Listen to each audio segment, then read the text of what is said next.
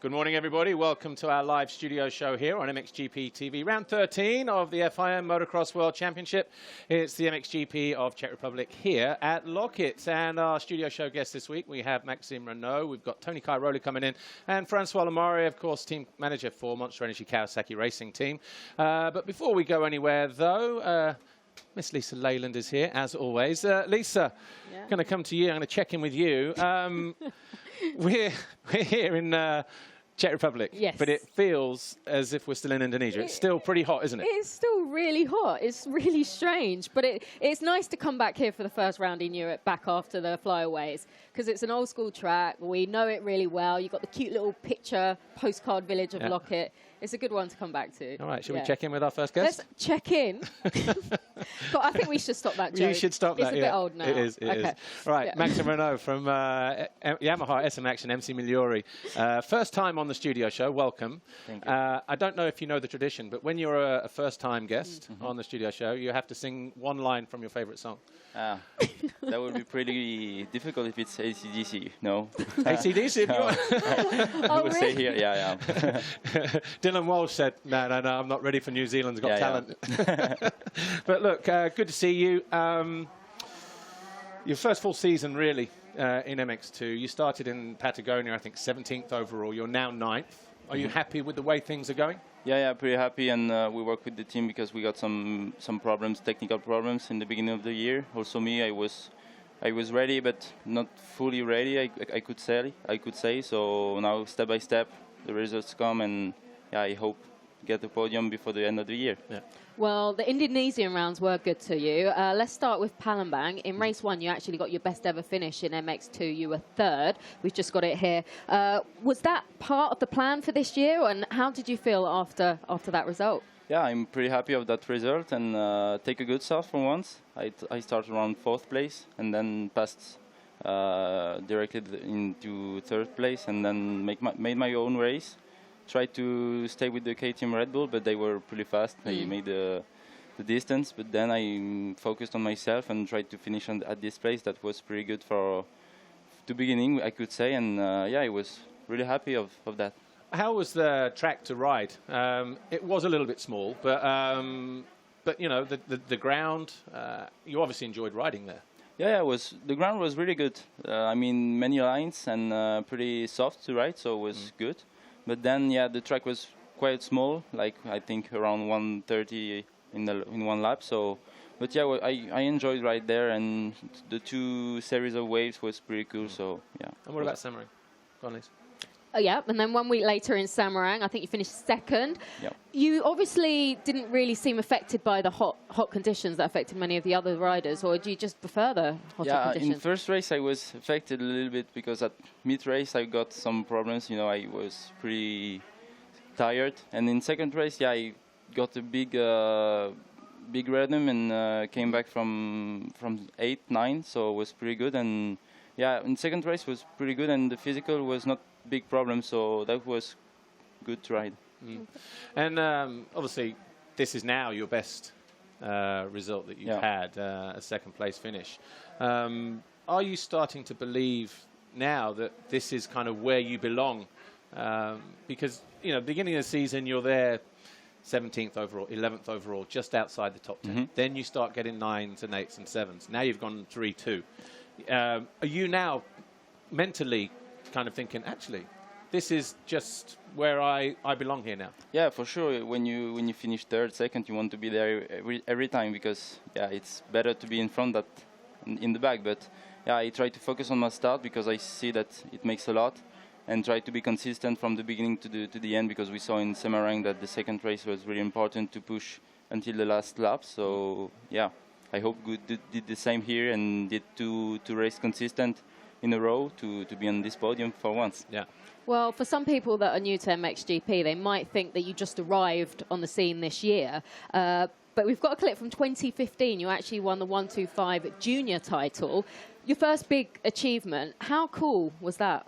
Yeah, it was really good. It was one of the most exciting races of my life, I think. And really big fight with Conrad Muse. And you will remember this race like yesterday for all my life, for sure. Yeah, yeah. I mean, that was in Spain, wasn't it, that one? You were there. Yeah. Oh, that's another hot one, wasn't it? Yeah, it was hot one also. Yeah. So yeah, it was pretty good and big jumps, nice track, big whips. So yeah, it was cool. And there were some good riders, they say. Conrad Muse was there, Hunter Lawrence was there.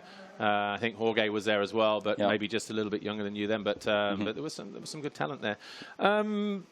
In terms of you know, the rest of the season, what are you kind of hoping for now in terms of? Yeah, for sure. Now I will hope to be consistent as that and try to be as long as possible in the top 5 for then come back again in the championship, because I think it's again possible to be better and yeah, try to be consistent as I can and take a good start, be good.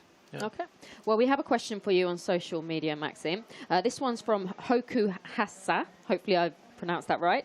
Are you ready to be part of Team France in Assen for the Motocross of Nations? And how about your sand skills?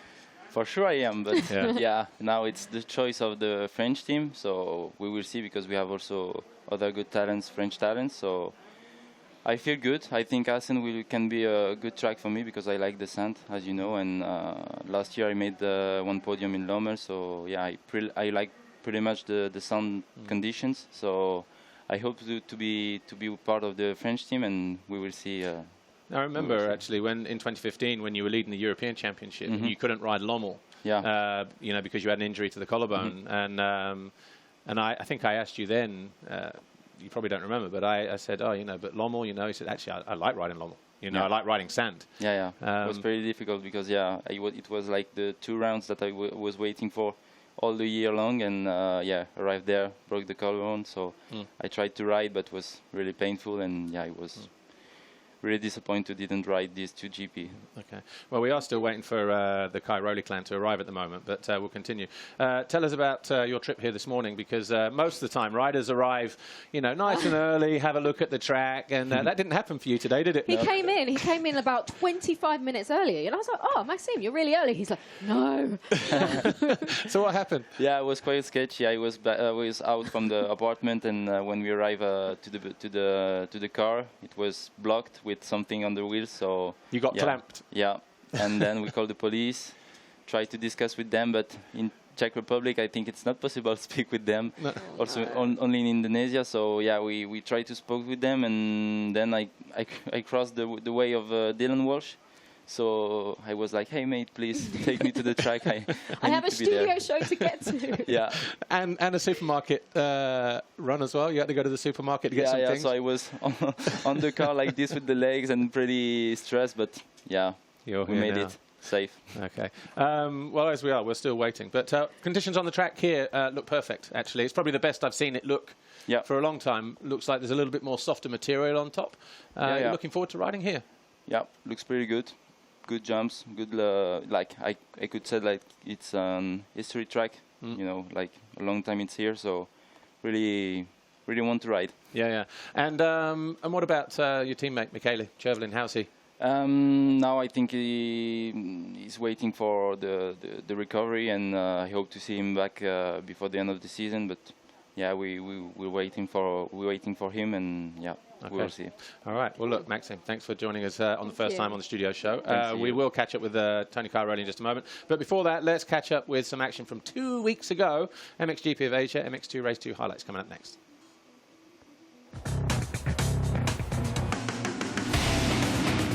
It was an explosive start for MX2 Race 2 on board here with Bas Varsen. Watch what happens next. Thomas Olsen gets flung from his motorcycle. Vassen has nowhere to go. Both guys are down and out at turn 1. Neither rider would rejoin the race. That was a massive blow for both riders, especially the number 19, who sits second in the championship. Amidst all that, it was Henry Jacobi who grabbed his first foxhole shot of the season, but quickly he was overcome by both the KTMs, and before long, Prado was back past his teammate Tom Vial, took over the lead. Jacobi was in third. Just behind them, the number 10 of Calvin Vilandra. A good start for the Honda rider, but Jacobi found himself in second all of a sudden and looked like he was going to challenge Prado in the early stages of the race. Vial responded immediately, got himself back up into second position. That wouldn't be the first time, though, that these two would trade positions. Vial came back for more, and he really started to apply the pressure to the Kawasaki rider. Jacobi had a lucky escape when he lost the front and was propped up as Vial came through into second position. And after that, Jacobi started to drop back. First, he was caught and passed by the number 10 of Kevin Vilandra, who moved into third place. Vilandra then went after Vial. They battled over second later on. Brent Van Donnick, another late charge for him. Caught the 172 of Matthijs Boirmé, and it was an easy pass in the end for the Belgian, as he eventually worked his way up to fifth place. Jacobi, though, came under attack late on from Van Donnick. Van Donnick surged past the German. Vial in second was getting caught in the second half of the race by Vilandra, and Vilandra eased past the French rider. But just behind them, Maxime Renault on the Yamaha was all of a sudden on the back end of them. It was a three-way fight for second position. Renault made this move on Vial to move into third. And almost as quickly found his way past Vilandra to move into second. And if he could stay there, it would be a career best finish for the young French rider. Despite his efforts, Vilandra wasn't able to get close, and it was Jorge Prado who went on to take his 20th race win of the season. Of course, Prado then wins the overall for the 26th time in his career. Vial second overall, Vilandra back on the podium for the first time since Lockett 2018. Prado now has a 78-point advantage over Thomas Olsen. Vial now up to third. It's down to fourth as we head to Lockett in the Czech Republic.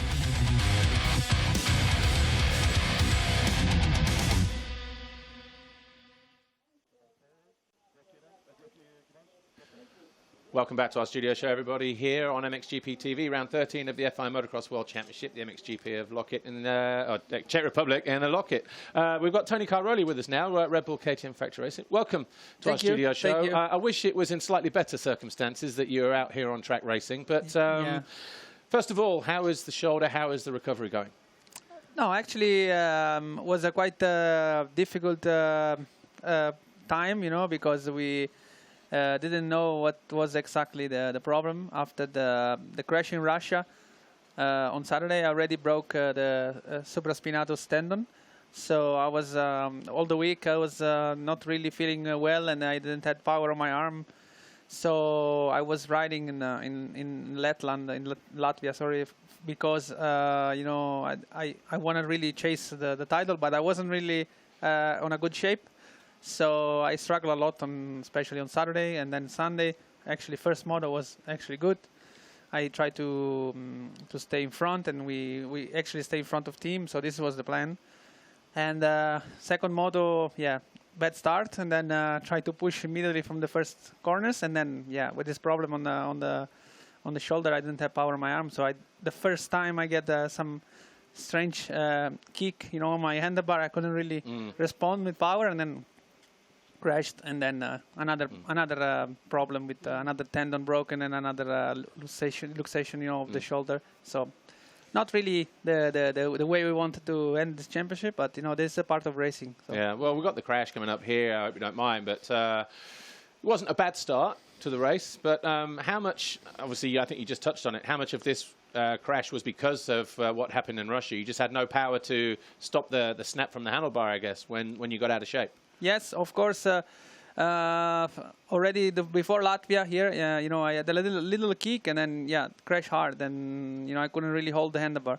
Already before Latvia, I went on riding, you know, sand riding in the week, and then yeah, I barely could make you know 10 laps, and then you know I feel that there was something wrong, but couldn't do any push-ups. You know, normally I do a lot of push-ups, and I couldn't really make one or two. So it was quite bad, the situation. But you know, I try to, like always, to stay, you know, racing and try to do my best to chase the title. But in this case, you know, the first mistake I did with the handlebar, you know, I lost a little bit, you know, control, and then I couldn't really hold it, and I went over the bars, you know, and then yeah, my shoulder popped out, and another couple of problems come with this crash.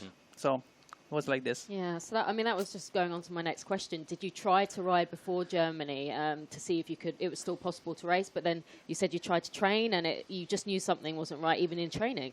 Yeah. I tried to ride. Okay, before Germany, not really, because it was everything was still impossible to move. But before Indonesia, I tried to ride, and actually, we even send the bikes there because I want to give everything to try. But yeah, I tried to ride, but it was not really possible, and it was very dangerous to ride, and so I decided to rest, a couple of days and try to get the swollen away from my shoulder and then go check, with a better scan, when everything was more clear. So I went to Belgium and then, the doctors see this scan, do another scan, and then they say, it's quite bad, so you need to get surgery as soon as possible because the rehab will take 4 months. So, was no choice, I had to do immediately surgery. So that was the point when you decided, right, I can't finish the championship. I need to get everything put right then. Yeah, I've ridden with the broken bones in the past, it's in one side it's better, to break a bone, of course, than have this kind of problem because you can really do nothing. The shoulder it's like it's not your shoulder when you're riding, and it's really difficult, but. We try to fix it immediately as possible, as soon as possible, and then try to rehab, as fast as possible. But at the moment, I have no rush, so I will take my time to be, ready for next season. Well, it's a shame for you. It's a shame for us and the championship that you're not racing. But, I mean, going back to Patagonia, you totally dominated. And I guess at that early stage, did you feel that perhaps your 10th world title was possible?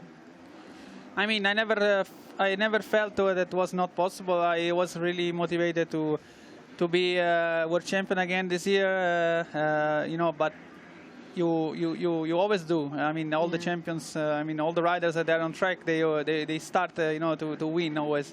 But it's a part also of the game that sometimes things doesn't go on the plan, and you fail. So this time was my fault, and with these crashes. So we try next year to be more consistent and more prepared also to face another difficult season. Yeah.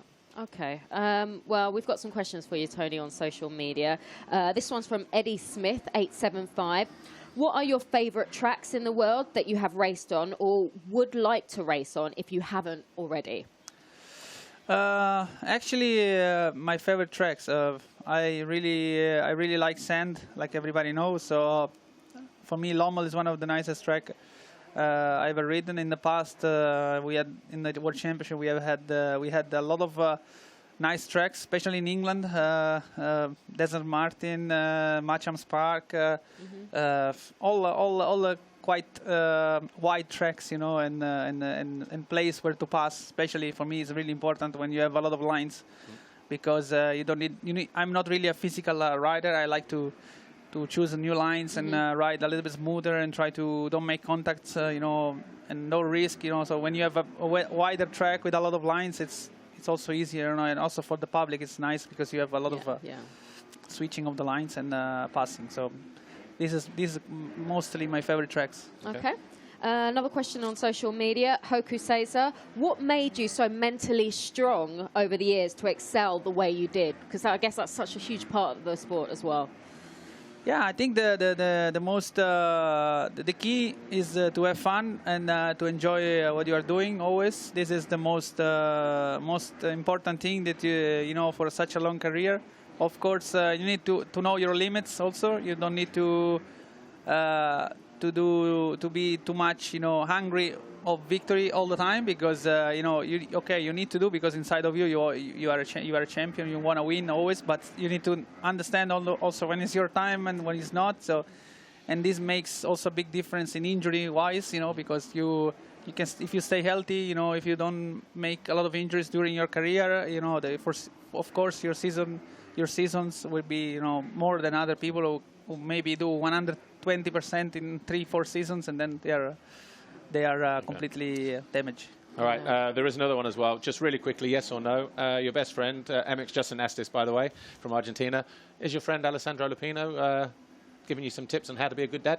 Yeah, of course. I mean, I'm the godchild of Ludovica, of course, and I'm really proud. She's doing really well, and we are really happy. And sometimes we want to know some tips because we are new about this. So we are happy when they give it. All right. Well, look, before you go, just a quick reminder, we're still running our 50% promotion on MXGP TV. So obviously everything up until now you can watch, and everything for the next 6 rounds, including this one, of course, for the rest of the season. That's everything MXGP, MX2, WMX, all European action, and the FIM Monster Energy Motocross Nation. So if you don't already have it, of course, take advantage of our mid-season promo.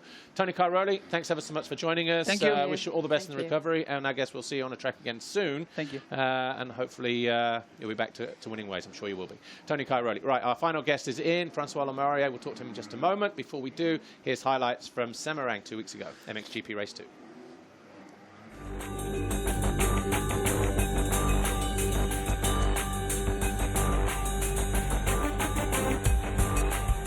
MXGP Race 2. This time it was Jeremy Searle who swept across everybody else and came away with his first foxhole shot of the season.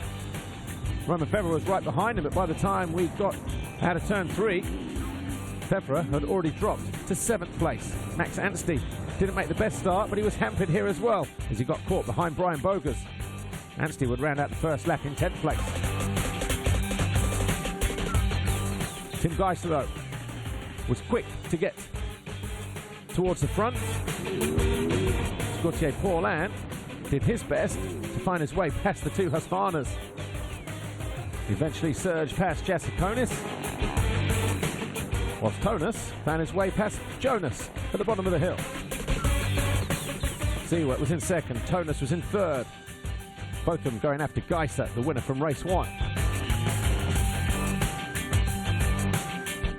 Geiser, though, was in a world of his own, just making things look very easy.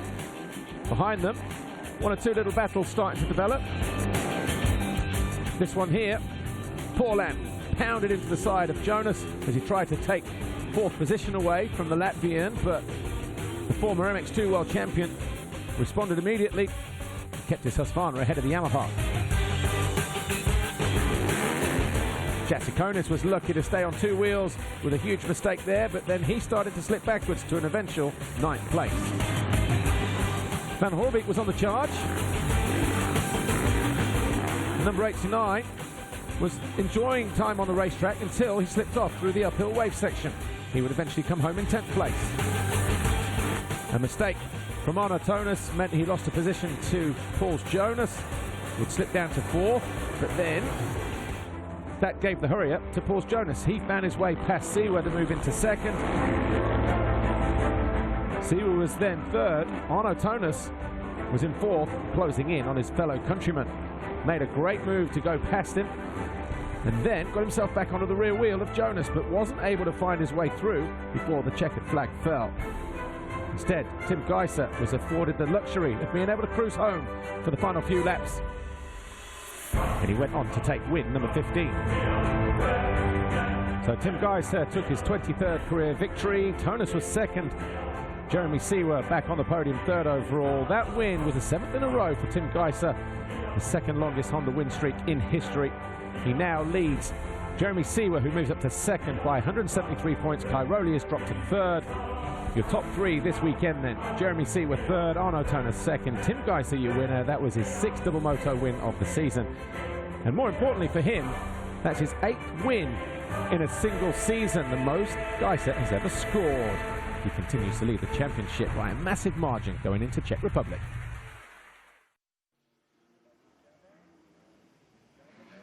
Welcome back to the final part of our MXGP TV studio show here from Lockett in Czech Republic for round 13 of the FIM Motocross World Championship. Our final guest, Francois Lamare, is with us, and of course team manager for Monster Energy team, Kawasaki Racing Team. Before we start, Francois, this place must bring some serious memories back for you, because 10 years ago, Clément de Searle won his first Grand Prix. You were his mechanic at the time. Yeah. Was that also your first win as well? Yes. Yeah, we have a common history with Clément. First podium, first victory here. So it's always nice to come to look at. But obviously, no Clément de Searle this weekend. First of all, how is he in his recovery? Remind us again the injury that he picked up, and where are we at with him now? So Clément got injured in Russia in first moto. Got a big crash after the pit lane straight line. Got a fibula broken and came out. Yeah, at the other leg he got a twist ankle. Yeah. So it was quite a heavy injury. We got back him in Belgium on the Monday. He got straight away surgery. Yeah. So everything went well. So recovery is going well. He had a medical check last week in Belgium, and his doctor allowed him to go on bicycle. Okay. So yeah, everything is going well. He has mobility. So as best as you know. Well, it's possible. before he was injured, he was challenging for third in the standings. He even podiumed in Valkenswaard, which doesn't actually happen that often, does it?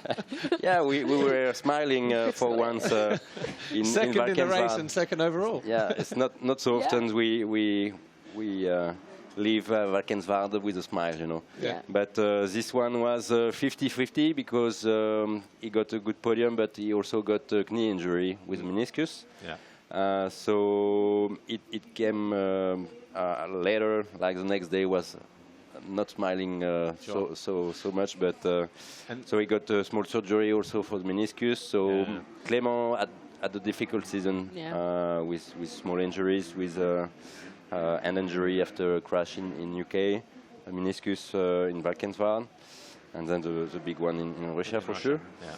So it was tough. Was still in the good pace to fight for podium or title for the championship. So yeah, it's a pity. Yeah. Yeah, well, more importantly, he was working hard, he was consistent, and like you said, it was a pity, isn't it, that he got injured? Yeah, because even with all these small injuries, he could go through and get a consistent result. And in Russia, you know, it became very frustrating because, like on Saturday or just before the I would say main event, he just told me, yeah, I'm happy because the knee is going well. I'm feeling good again. So he was expecting this happen. It did happen, but then the big injury came. So.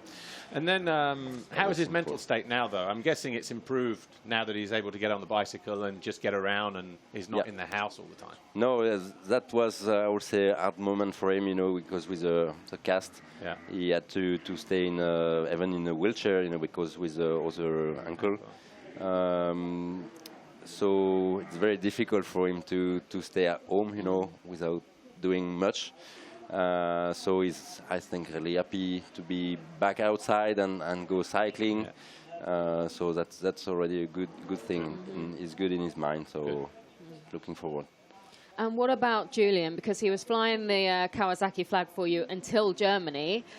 What's the latest on him? Yeah. So Julien, we also got, I would say, unlucky with Julien because we just before Germany we launched a new technical side improvement on the bike for him. He was really happy with his bike. I think the first part of the race did show, I would say, how happy he was. So yeah, it's big frustration because it came to his, I would say, level we expect from him, and yeah, the injury came at the wrong moment. I love this pass. Yeah, make some space. Yeah. So no, yeah, the pace was good in the race, and he still doesn't understand how he crashed. It seems that was like very soft part, and the front of the bike just dig in, and then eject him in the uphill. So he hit the uphill with the elbow, got fractures on the elbow and a small one on the wrist. So he also got back to Belgium for surgery. It went well, and he's healing good. You know, he has no pain. But the point with Julien, will need to get another surgery to get off the material inside. Okay. To be able to get the all flex of his arm.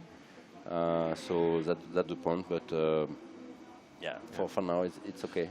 Okay, well, look, we are almost out of time. Obviously, it's a real shame that he's not riding, but you are back in the game this weekend with Tommy Searle. How's it been going this last 3-4 weeks with him riding the bike? And what do you expect from him for the rest of the season? It was not so easy because he had a small Tommy got a small injury on the rib, so we also get him rest maximum to wheel the fastest possible.